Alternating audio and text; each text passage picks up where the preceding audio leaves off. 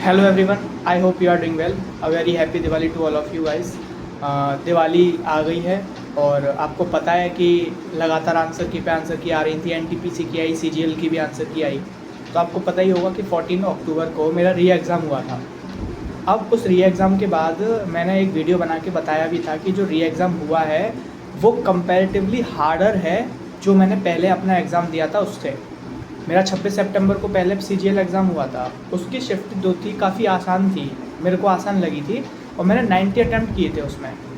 उसके बाद मेरा री कर दिया तो मेरा 14 को री था, उसमें मेरे पे 87 अटैम्प्ट्स ही हो पाए थे। इतना कठिन था कि 87 अटैम्प्ट्स भी बड़े मुश्किल से हो रहे थे मेरे को, मतलब मेरे को एक्स्ट्रा गैस वर्क करना पड़ रहा था और वहाँ पर 90 बड़े आसानी से हो गए थे।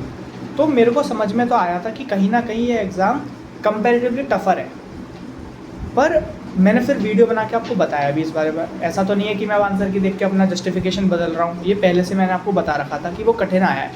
मुझे ये भी लगा था कि कठिन आया है तो कठिन होगा भाई, मैं 3 साल से तैयारी कर रहा हूँ, मैंने 2 बार मेंस लिख चुका हूँ, तो इतना तो मेरे को अंदाज़ा लग जाता है कौन सी चीज़ मेरे लिए कठिन है कौन सी ईजी है। तो मेरे को बड़ा डर था कि मेरे मार्क्स कितने आएंगे, पर जितना मैं सोच के बैठा था कि इतने नंबर मेरे कट जाएंगे, उतने तो नहीं कटे। तो मेरे मार्क्स जो थे वो 148.5 आ गए इस वाले सीजीएल के आंसर की में।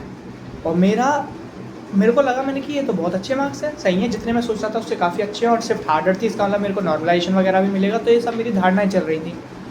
फिर जब मेरे फ्रेंड ने मेरे को बताया कि भाई तेरी सबसे ईजीएस्ट शिफ्ट है 14 अक्टूबर की, सबसे ईजीएस्ट शिफ्ट आ रही है, मैं सच में शॉक हो गया था। आई वॉज लिटरली शॉक्ड कि ऐसा कैसे हो सकता है, वो तो कठिन है। मैं कह रहा था कि चलो ईजीएस्ट होगी, मैं मानता हूँ ईजी होगी, लेकिन ईजीएस्ट कैसे हो सकती है। 26 सितंबर को जो मैंने एग्ज़ाम दिया था वो बहुत ज़्यादा टफ ईजीएस्ट था इसके कंपेरेटिवली, लेकिन यहाँ पर सबसे ईजीएस्ट शिफ्ट दिखा रहा है। और एक चीज़ और, 26 सितंबर जो थी वो सेकंड ईजीएस्ट दिखा रहा है, ठीक है, लेकिन उसका एवरेज स्कोर आ रहा है 119 और हमारी वाली जो 14 अक्टूबर की जो शिफ्ट थी उसका स्कोर आ रहा है 127।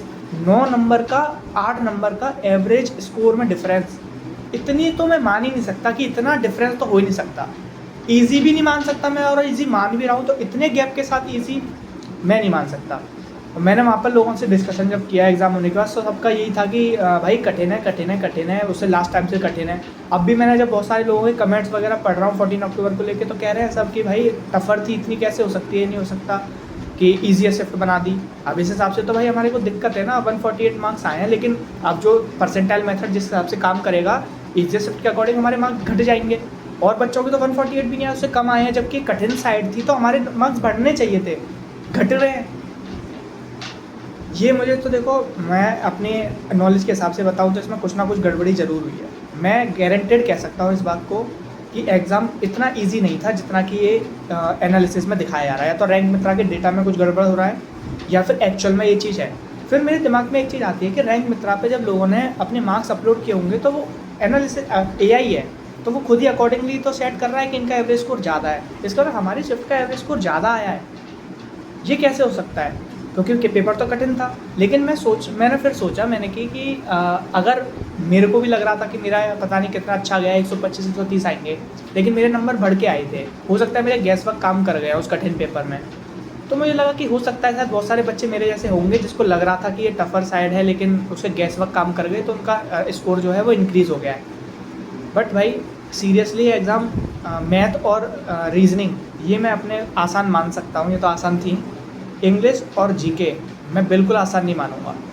अब मेरे मानने ना मानने से होना कुछ नहीं है, ये बात सच है। लेकिन मैं आप लोगों से एक बात कहना चाहता हूँ, अगर आप 14 अक्टूबर के ये इसमें एग्ज़ाम दिया है आपने और आप भी इसी चीज़ को फेस कर रहे हो, तो अपने स्कोर को ज़रा कमेंट में लिख के मेरे को बता दो। एटलीस्ट मेरे को ये पता चले कि जो स्कोर आ रहा है बच्चों का 14 अक्टूबर में वो आ कितना रहा है। क्या ऐसा तो नहीं रैंक मित्रा का डेटा ही गलत दिखा रहा हुआ मैं, मेरे को एक अंदाज़ा पड़ जाएगा तो उससे पता चल जाएगी।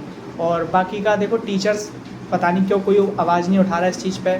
मैं आशा करूँगा कि बड़े बड़े टीचर्स इसको थोड़ा संज्ञान में लेंगे और इसके खिलाफ़ कुछ करेंगे।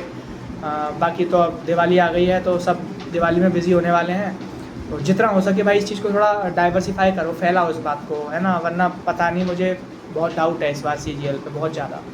Thank you.